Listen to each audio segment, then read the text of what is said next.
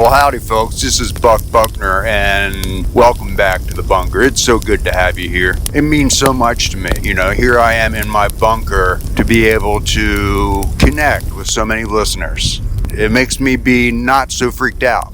And I know you're thinking, Buck, aren't you always freaked out? And how can you not be freaked out with the silent majority, fringe middle? Why are they so quiet? What are they hiding? And they're not quiet, they're silent. It's an eerie silence. You heard that. Think about it, folks. All the Bigfoot sightings. But where's the evidence? The silent majority. They're hiding it. And I know that's what you're thinking. Buck, with all that weighing down on you, how can you not be freaked out? And the answer is Dr. Stan Gundy. To be able to talk to him, I think he really talked me off the fence. It's so rewarding. Well, and Dr. Gundy would say what a privilege it is to be able to work with me over the years. I think he would say that first, and he would say that is, many words come to mind, but probably phenomenal. Phenomenal would be the word. And, well, wait a minute, folks, we have a caller here. Let me take this caller. Well, howdy there, this is Buckner, and you're in the bunker. Welcome to the show. What's your take?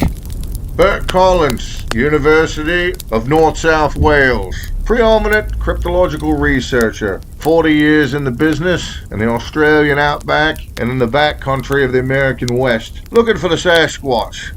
And I won't be told by the likes of Dr. Stan Van Gundy, who purports to be a cryptozoologist, or whatever.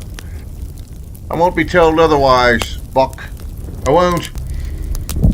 Well, holy cow, folks, did you hear that? This is Dr. Bert Collins. I just got done, you were probably listening to the show, I just got done talking to Dr. Stan Van Gundy, your colleague that you've worked with for many years, and what a coincidence to have you on. And maybe you could tell the audience a little bit about how you and Stan have worked together over the years. Just elaborate a little bit on what Stan was saying. And he said many, many nice things.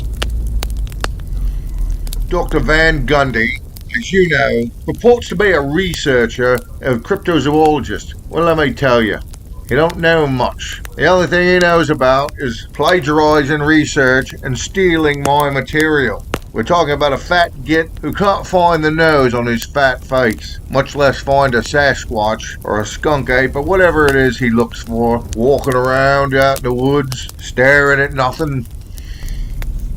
Well, if I can interrupt you, Dr. Collins, let me just say, it's been fascinating. It's been fascinating to listen to you and to know you over the years and all that you and Stan have accomplished together.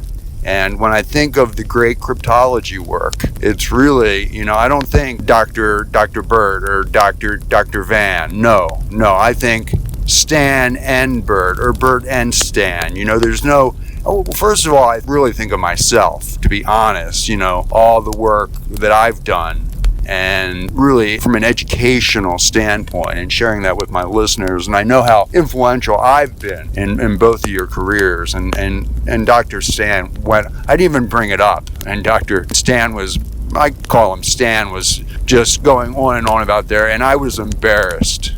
Bert. I had to cut him off. So thank you so much for being here. And just like I did with Stan, maybe I'll let you have an opportunity. One last thing to say to the audience. What do you want them to know about your work, about who you are, and about where you're going? Well, I'm not a violent man, but I stand my ground. Van Gundy deserved what he got. And I'll tell you what, this ain't over. Lie upon lie upon lie. Every paper he publishes is a bunch of rubbish. In the Best Western, that's a big fabricated bunch of nonsense. The man was drunk. I was minding my own business, hanging about with my cryptozoology mates, and Stan Van Gundy come up to me, starts running his mouth about this and that. I tell you, Van Gundy, you got about 2 seconds to shut your flippin' mouth. He uses his platform, if you could call it that, to trash me and my cryptozoological research, which is probably at the forefront, the cutting edge of the field today. That's what it is. It's just petty jealousy there, Buck. That's all it is. Well, thank you so much, Bert. and what a privilege. Wow, folks, I am floored. I am floored, and I'm going to have to go to a campfire break. I'm not even freaked out right now. I mean, I am freaked out, but in a non-freaked out way, not because of the silent majority, but just to be in awe of having my two guests here. Thank you so much, and Bert for calling in, and Stan for joining me. Stan, if you're still there, I hope you're finding your way back out of the woods. I know I did have to blindfold you, and we agreed to that in writing beforehand, and I hope the map that I left you was helpful. I hand drew the map, and I always say a hand-drawn map is just the best because you can pack it full with details, many details, and you should be able to find your way back without a problem. And just thank you so much, Stan, for joining me. And I'm looking forward to talking to you more, once you make it out of the woods and get back to your research. I'll go back to make sure, you made it away from where I left you. And we'll be right back, folks, after this campfire break. Thanks so much for tuning in to In the Bunker with Buckner. And I think we got to the bottom of the difference between a peaceful quiet and an eerie silence. And I hear a bunny out there, and that's so peaceful. And that just fills my heart with joy because I know it's a bunny, and a bunny's quiet. It's not a silence. So thanks so much, folks, and we'll be right back after this campfire message.